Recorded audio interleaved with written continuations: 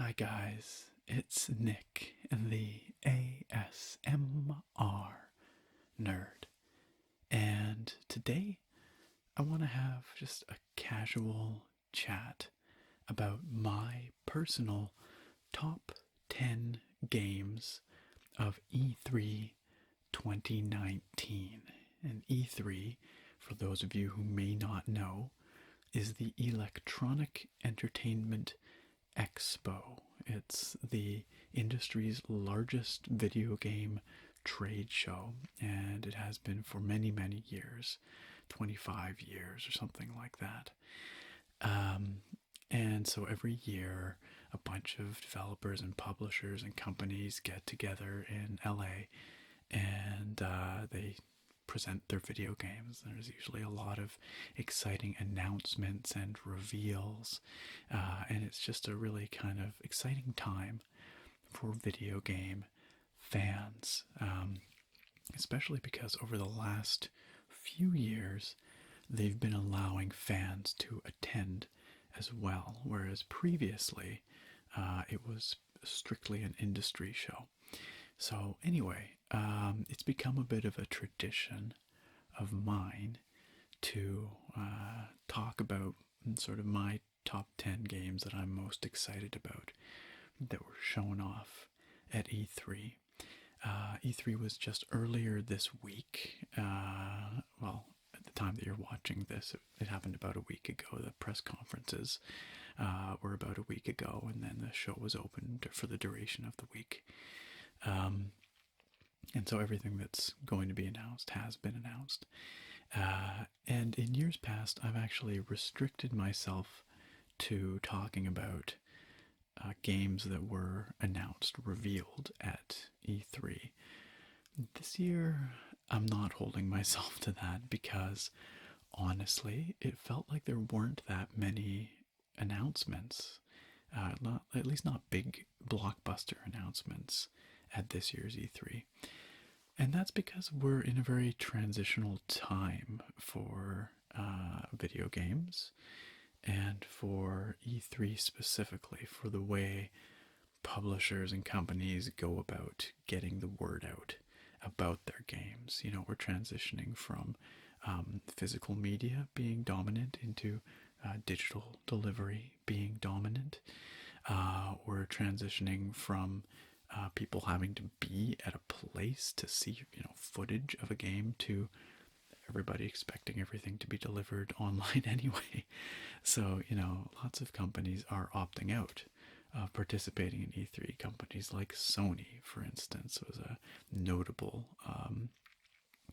absent at this year's E3 because, quite frankly, they figure they can do their own thing at their own time of the year, and they won't have to compete with all these other video game announcements going on at the same time, which, makes a lot of sense. There's certainly logic to that. Microsoft, on the other hand, was at E3 this year, as they have been for many, many years. There is something kind of special about E3, though. For me, anyway, it's always been this very joyful, just kind of gleeful celebration of video games, just this glut of video game news and announcements that everyone can look forward to and kind of anticipate together. It's a sense of community in a way that E3 brings about. So anyway, I like E3 as an institution, as an event. I hope it continues. There's some doubt about the future of E3, but despite the fact that it seemed like there were fewer game announcements at this year's E3, there were a lot of interesting games being showed off, and that's what I'm here to talk about. The other reason, maybe, why this year's E3 felt a bit sparser is because we are on the cusp of new video game consoles. Both Microsoft and Sony are going to be very likely putting out new video game consoles next year, later in the year. Microsoft for sure. Sony has not committed, I don't think, to a new console launch next year, but would not surprise me in the least if we saw a PlayStation 5 later in the year 2020. So I think, in general, the a lot of developers and publishers are holding back their big announcements, their next gen game announcements for next year. So I actually think that next year we'll have a pretty sweet E3. I think it'll be pretty uh, full of exciting announcements, both hardware and software. But anyway, that's a very long preamble. Let's get started talking about the games of E3 2019. So the first game on my list, number 10, we'll count down from top to bottom. This is a loosely organized list, but it is in sort of my order of excitement, I suppose. By the way, shout out to E3 Recap. If you've never been to the E3 Recap website, you should check it out because it is a really great way of catching up on all the announcements that you might have missed about games over the course of E3, because it is a very busy time. It's the only way I can stay on top of these things at all. So anyway, number 10, in the number 10 spot is Elden Ring. This was announced at E3 this year. No gameplay was shown, but we did get a pretty cool and mysterious cinematic trailer or teaser. Elden Ring is the next game being developed by From Software, they of Dark Souls and Bloodborne and Sekiro. And notably, it's being developed in collaboration with George R.R. Martin, he of Song of Ice and Fire, Game of Thrones. And so he is contributing to the world building and writing of this game. And that seems like a pretty cool combination, if you ask me. Now, personally, actually, I must admit, I'm not that familiar with From Software's output. I've played the original Dark Souls. I never finished it, but I never played Dark Souls 2 or 3, or Bloodborne, or Sekiro. So, I have a little bit of familiarity with what they do, but I'm not a big From Software aficionado. But what they've been saying about Elden Ring really sounds exciting to me. They're talking about it being a more RPG focused game, a more open world kind of game, and something bigger than anything they've done before. And I'm a big fan, of course, of open world RPGs, and I do have a respect for the kind of combat and systems that From Software has developed, especially in the Dark Souls games. So I think that with From doing what they do best, and George R.R. Martin doing what he does best, which is, this fantasy world building. He's obviously no stranger to building complex and, dark fantasy worlds with a lot of realism and grit to them. Places that feel like the relationships between factions and the history all really makes sense. It feels very grounded in a way that a lot of other fantasy doesn't. So I think that combining the best parts of what From does with the best parts of what Martin does, and putting it into something ambitious and systems driven, this big open world RPG, sounds pretty darn exciting. The only reason it's at number 10 on my list and not higher is because we really don't know anything more than what I've just told you. We don't have a release date, we don't have any gameplay footage or even a description of gameplay whatsoever, so there's a lot of unknowns about this. Nevertheless, it is one of the games that I'm most looking forward to in the not too distant future. My number 9 game is another one that we don't have a lot of information about, but that I'm nonetheless quite excited for, and that is Baldur's Gate 3. Baldur's Gate 3 was announced actually a little before E3 as part of Google's Stadia reveal. It wasn't really a reveal, but they were, providing more information about it. And that's a whole different discussion. Google Stadia is very, very interesting, potentially disruptive technology coming down the pipe. But Baldur's Gate 3 is follow up to what is widely regarded as one of the greatest RPGs of all time. Both Baldur's Gate 1 and 2 are very near and dear to my heart. They are quintessential CRPGs from the late 90s, based on Dungeons and Dragons, of course. So it's been a long time since we've seen anything from the series, and the fact that we're finally getting a direct sequel to Baldur's Gate 2 is very exciting. We know very little about the game, except that it's being developed by Larian Software, who also did Divinity Original Sin 1 and 2. So they have a good track record of building very rich and vibrant fantasy worlds and really engaging isometric RPG combat systems. Those ones being turn-based, of course.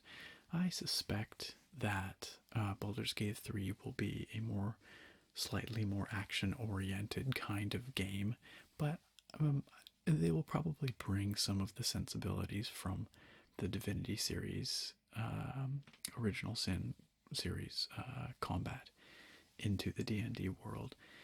They're of course trying to make an adaptation of the D&D 5th edition rules, not a direct translation, because the pen and paper rules, they just don't really work. You can't carbon copy them into a video game and have them be fun. So I think we'll see a really cool blend of D&D 5th edition rules, something that keeps the spirit and the essence of that rule set, but marries it with some of the lessons that Larian has learned with the Divinity Original Sin games. But beyond that, we don't know a whole lot. Of course, the game will take place, at least partially, in the city of Baldur's Gate. The one cinematic trailer that they put out has a really gruesome transformation of a human soldier, by the looks of it, into a mind flayer. And evidently the catalyst for this story is a mind flayer invasion of the Forgotten Realms. So I don't know how that's going to pan out, but I suspect that will be central to the story of the game. And overall, I'm just really excited that it's happening, and I'm really keen to see what comes out of it. At number 8 on my list, something a little different, Minecraft Dungeons.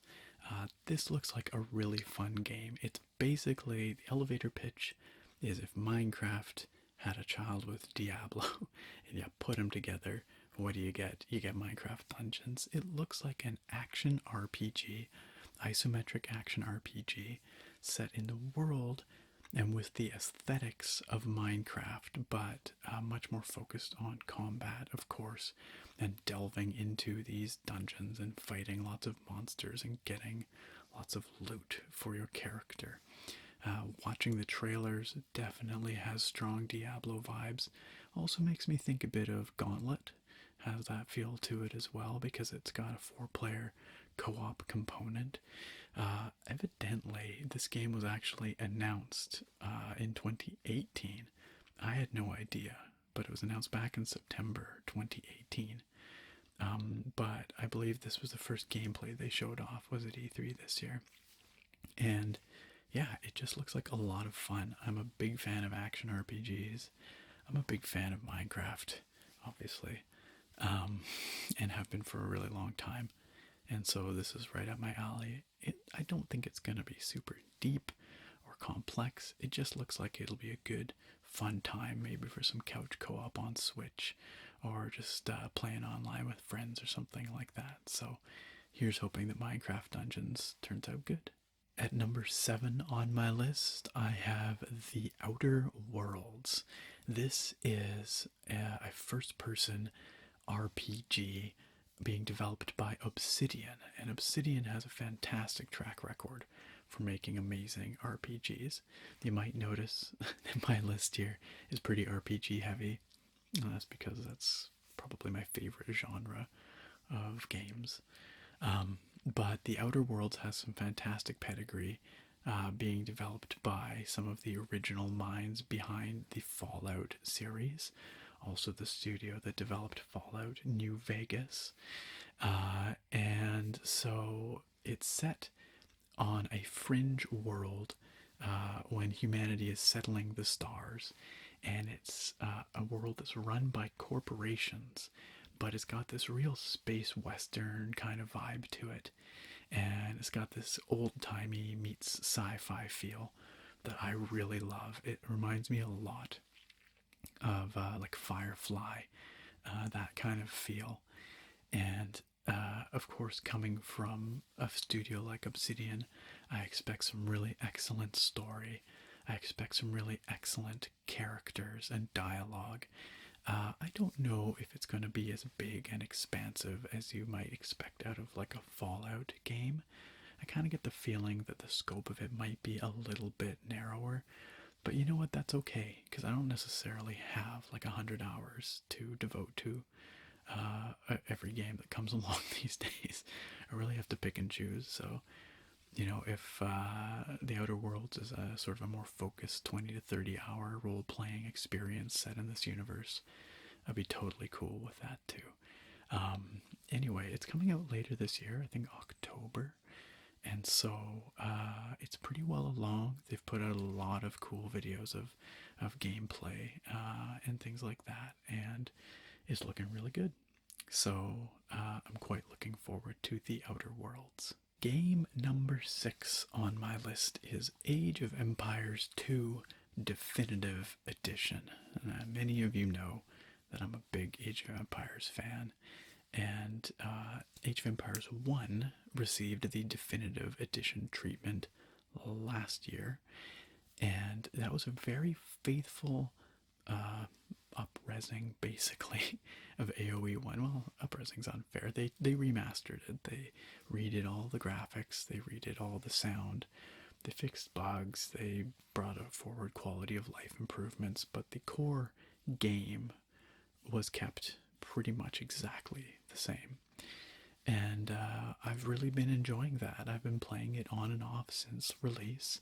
And a few issues aside, like the pathfinding is miserable, but the pathfinding in the original game was miserable as well. So,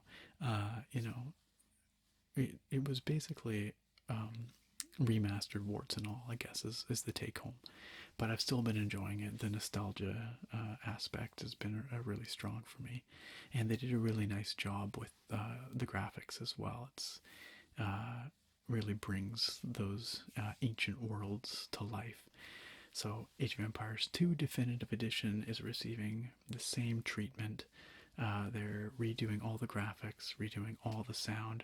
They're bringing forward all of the content from the original game, its Conqueror's expansion, as well as the DLC for Age of Empires 2 HD, which was a release back in 2013, I want to say, where they didn't do any remastering. They just made it work on modern systems. But they've been putting out new campaigns and new civs for Age of Empires 2 HD. So there's a handful of new campaigns, a variety of new civilizations that have come along in the last sort of 5 or 6 years. All that's coming to Definitive Edition, as well as several additional new civs and a new campaign. So there's going to be a ton of content in AoE 2 DE. What they've shown looks really good, although in the trailer, the cliffs stood out as looking weird to me. They look like walls rather than cliffs. I'm hoping that's something they fix before release. They have time. It's a small thing. But it looks good. It sounds good. It's going to have this huge pile of content. And unlike Age of Empires Definitive Edition, which came only to the Windows Store, AoE 2 DE is coming to Steam and probably GOG and all kinds of other platforms as well. It won't be locked to the Windows Store. The original Age of Empires Definitive Edition will at the same time be making the jump to Steam and those other platforms. So that's good. More people playing, more people can access it. I think that'll really help revitalize that series, which is something that I am very interested in seeing because I know Age of Empires 4 is in development still by Relic, and I really, really, really want to see what that game is. But it was notably absent from E3 2019 yet again. So, but I trust it's still in development. They did mention it, at least in a press release. Age of Empires 4 was acknowledged. So I don't think it's on the chopping block or anything. I think it's still underway. So anyway, Age of Empires 2 Definitive Edition, I'm pretty psyched for. At number 5 on my list is The Legend of Zelda Link's Awakening. This is another remaster, actually, of a game that already exists. The original came out way back in 1993 for Game Boy. I have never played it, but it seems like a lot of people remember it quite fondly, and it is being brought into 3D and remade on Nintendo Switch. And the last time this was done, well, it wasn't quite the same, but Legend of Zelda: A Link Between Worlds was heavily inspired by Legend of Zelda: A Link to the Past, very much the same style of game, and it was a 3D, 2D Zelda, and then it's, a classic isometric Zelda game, but in a 3D engine. So that was really fun. I really enjoyed Link Between Worlds, and Link's Awakening looks to be in a similar kind of vein. I think it will probably hold much closer to the original game. It is a remake as opposed to an inspired by kind of game, but the graphics are so charming. I think it looks so good, and evidently that is a controversial opinion. Apparently there are people out there who think it looks like garbage, but I don't see it. I think it looks like little toys almost, I think it just looks so cute. And I'm always down for another classic Zelda adventure, so I'm really looking forward to finally experiencing Zelda Link's Awakening in glorious 3D on Switch. My number 4 game on the list is perhaps the biggest surprise from E3 2019, and it is another Legend of Zelda title, and that is the unnamed sequel to The Legend of Zelda Breath of the Wild. This came out of left field. I don't think anybody expected it. I think people thought that if we were going to see another, like a direct follow-up to Breath of the Wild, it wouldn't be until at least next year. But Nintendo surprised everybody with a really dark and spooky looking trailer of Link and Zelda diving beneath what looks like Hyrule Castle, I suppose. And it was sort of dripping almost like a survival horror kind of atmosphere, which is really not what you expect out of a Zelda game. But the teaser that they put out for the follow-up to Breath of the Wild, it looks very compelling. And I will admit, I've still not finished Breath of the Wild. I'm still just slowly working my way through that game because it is immense and huge and beautiful and really cool in so many ways. It sounds like the sequel will be using the same overworld from Breath of the Wild, but I expect that we'll see some significant alterations to it, if I had to guess. And we don't know for sure, but I'm thinking that the tone of this trailer suggests that maybe there'll be more of a focus on dungeons this time around, perhaps. And in some ways, it feels a bit like the Majora's Mask to Ocarina of Time. It's this kind of similar but weird and kind of creepy follow-up or spin-off in a way. We'll see. if that plays out. But and this game would probably be higher on my list, honestly, if we had seen more than just the trailer that they showed. As it stands, we know virtually nothing else about it. No release date announced. No other details. So we have the trailer, and that's about it. But that is enough to get me very excited. All right, now we're getting into the serious stuff. The top three. Number three on my list is Pokemon Sword and Shield.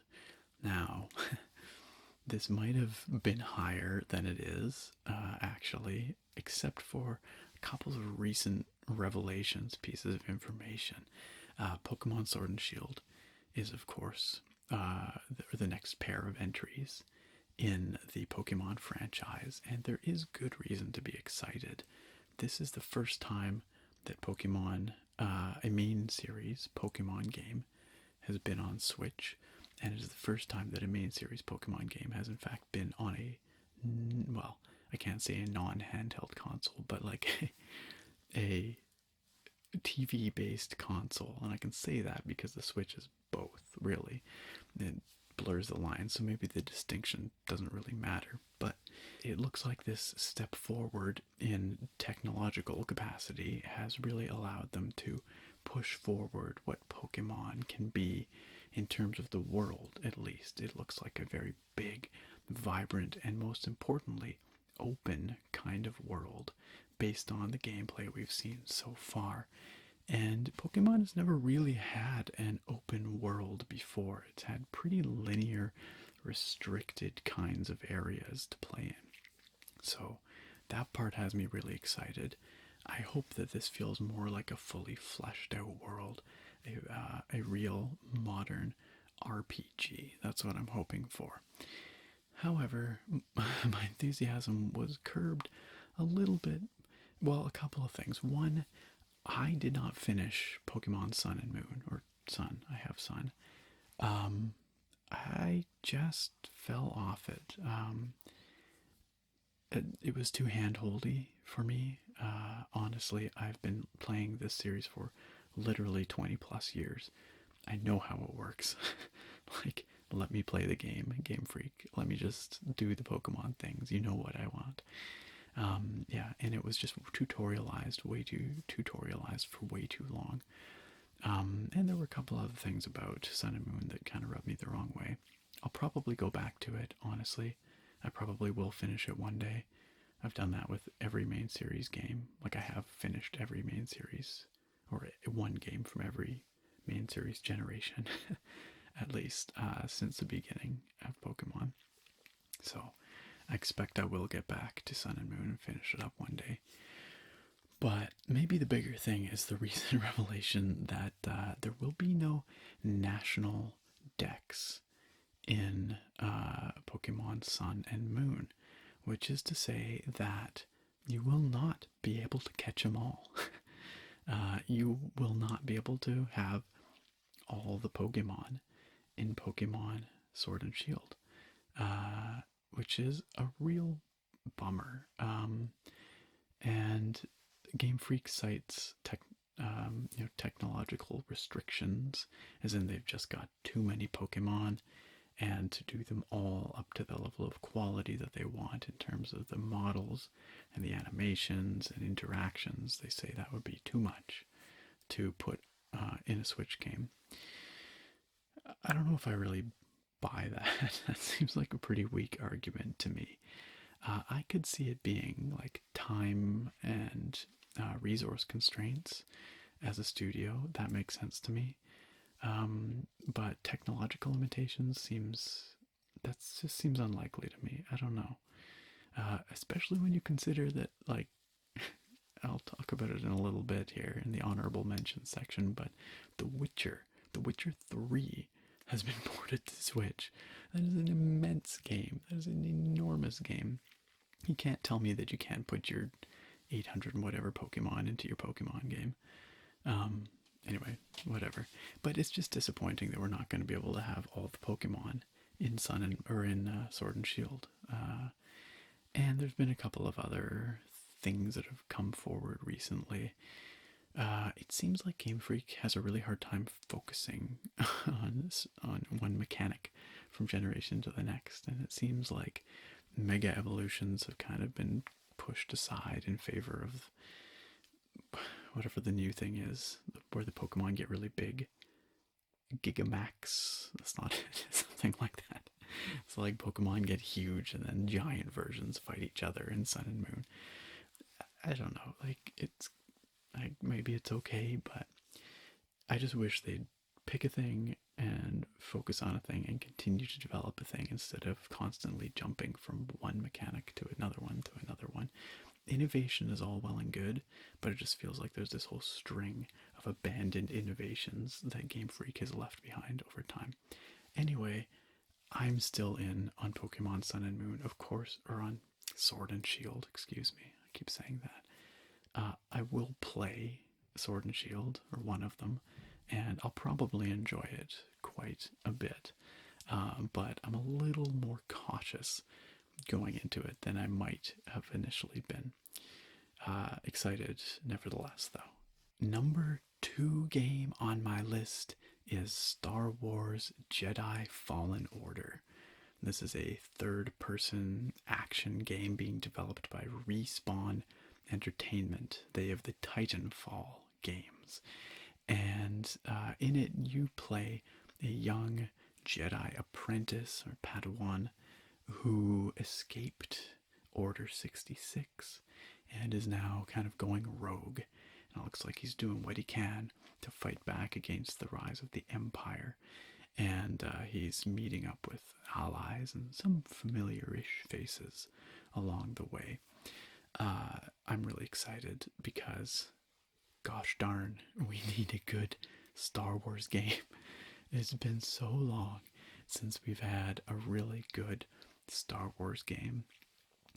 EA has been letting the Star Wars license just languish. You know, we've got 2 Battlefront games out of them, basically, which they've been okay. You know, they've certainly looked and sounded amazing, and they've had their moments, but that's pretty pathetic output when you consider how long they've had the license, the exclusivity on Star Wars. And I grew up on Star Wars games, you know, in the late 90s. Star Wars games were my jam. I loved, you know, the original Jedi Knight game and Jedi Knight 2, Jedi Ocast, Jedi Academy was fantastic. I loved Episode 1 Racer, I loved X-Wing, and I loved TIE Fighter, and I loved just so many of those classic Star Wars games. And it was a golden age, honestly. We didn't realize it at the time, but that was the golden age of Star Wars games. And on the tail end of that era, we got The Force Unleashed and The Force Unleashed 2. And there is a lot of the DNA of those games evident in what we've seen of Jedi Fallen Order. And there's a hint of the old Jedi Knight games as well, which I personally really appreciate. And so I think Respawn has a good shot at making a real classic Star Wars game here. What we've seen so far looks good to me. I'm not crazy about the protagonist, Cal Kestis, I think his name is. That's a good Star Wars name, don't get me wrong. But he seems maybe a little boring as a protagonist. But we'll see. You know, he seems to be well acted and mocapped and all that. And so I'll give him a chance. Maybe his character will grow and become more interesting.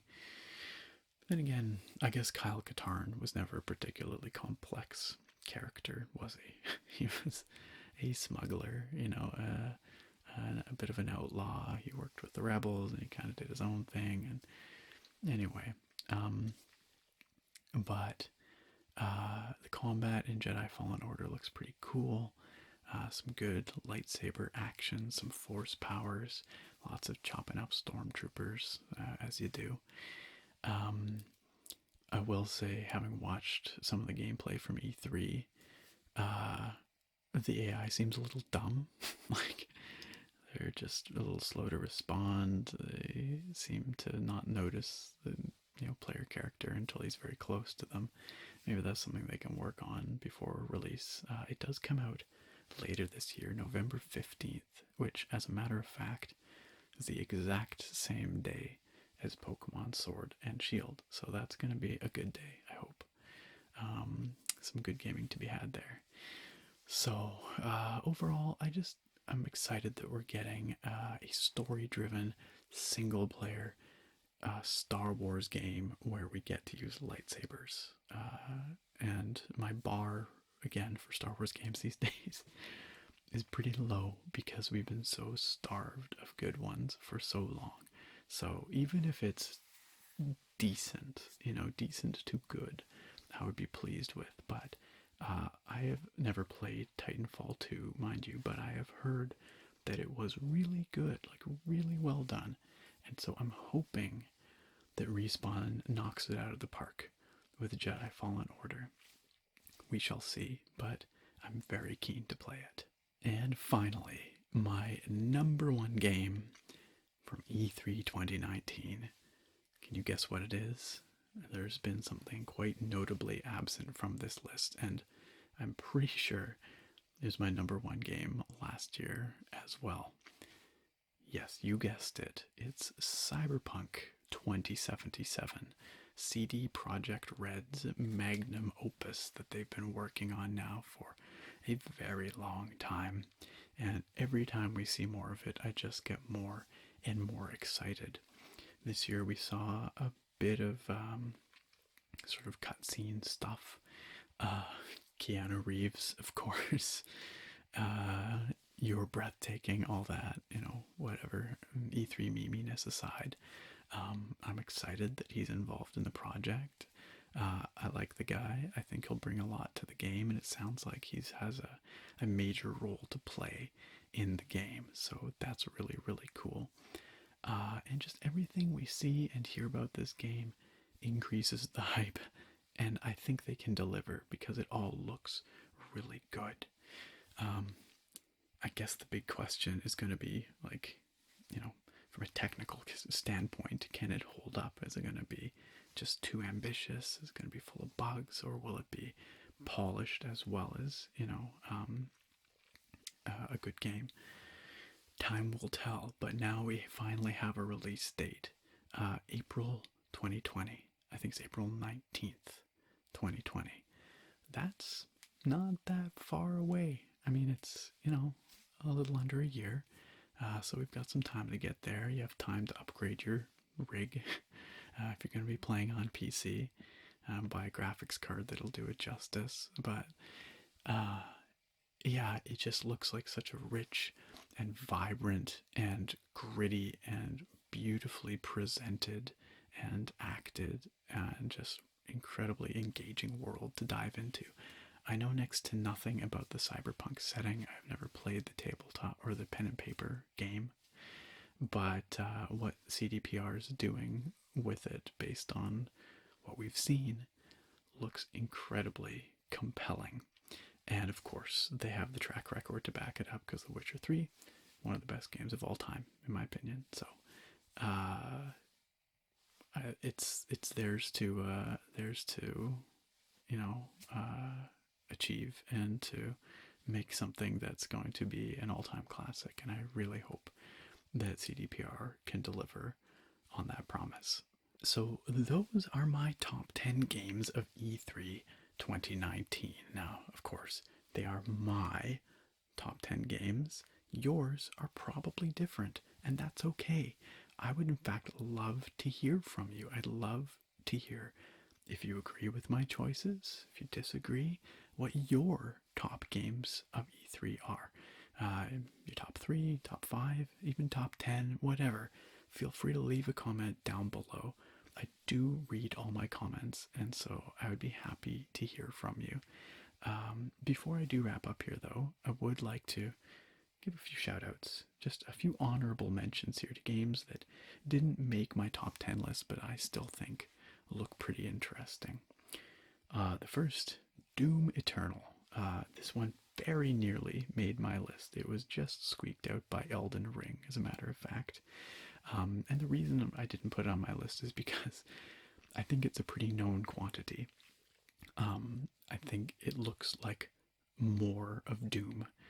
Doom 2016 was a heck of a lot of fun. It was fluid, it was ultra violent, it was aggressive, it was well designed, it was very smart in the way combat had a flow to it between the melee kills and the chainsaw kills, and the way they give you different resources, and then it just and the movement, it all was really good and really smart. Doom Eternal looks to be the same kind of thing, but more, just amping it up to 11 and adding some new stuff, a smart evolution of what Doom 2016 brought. Really looking forward to that, but I do feel like it's a pretty known quantity. Also on my list, Greedfall. This is a game that's been kicking around at E3 for a few years now. I can't even remember who's developing it, but it looks like it's sort of a game about the colonization. It's essentially about the colonization of the New World, but instead of Europeans coming to North America, it's generic fantasy imperialists coming to a land of elves and magic. So it's a thinly veiled parallels there, but it looks very well presented. And it just looks interesting. I don't know. I've seen a few trailers for it now, and I will be keeping an eye on it. I don't know if it has a release date yet, honestly, but I'll be looking out for it. Spiritfarer. This is a little indie game that I just happened to come across. I don't know a lot about it, but it looks like you have a boat, which is also a small community, and you're building up this, community on this vessel, basically. And it looks very touching, but maybe more importantly, the art style is incredibly beautiful. Just check out the trailer. Do yourself a favor. Well worth it, because it's really beautiful. And I don't know, just watching the trailer, it made me emotional in a way like I did not expect. It just kind of took my breath away. Again, I don't know a lot about how it plays. I don't know anything about the studio, but just that first impression was really, really good. You should check it out. Also on my list, Microsoft Flight Simulator. My goodness, I am not a big flight sim guy, but watching the trailer for the new Microsoft Flight Simulator, it made me want to be a flight sim guy, because it was beautiful. So beautiful. And maybe I'll pick it up. Maybe I'll check it out when it releases. Okay, two more things on my special honorable mentions list here. Assassin's Creed Odyssey Story Creator Mode is one, and The Witcher 3 on Switch is the other. Story Creator Mode looks cool because, hey, it's letting you take Assassin's Creed Odyssey and build your own stories with it. What's not to like about that? And The Witcher 3 on Switch, because that is a bonkers technical achievement. That is ridiculous, the fact that they've been able to do that. So I just wanted to shout those out as well. They both look really interesting. Okay, that is it.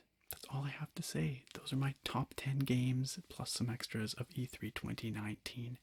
Thanks for listening, guys. Leave a comment down below, and I look very forward to having you back here next time. Bye for now.